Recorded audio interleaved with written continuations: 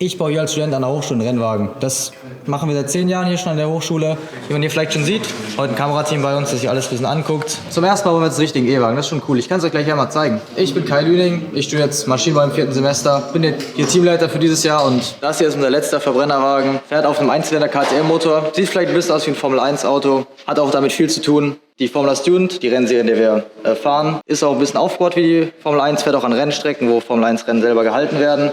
Und das, was wir hier bauen, das ist der Rahmen von unserem neuen E-Wagen, wird dieses Jahr fertig. Und für den vollen Film einfach aufs Profil klicken, da findet ihr den.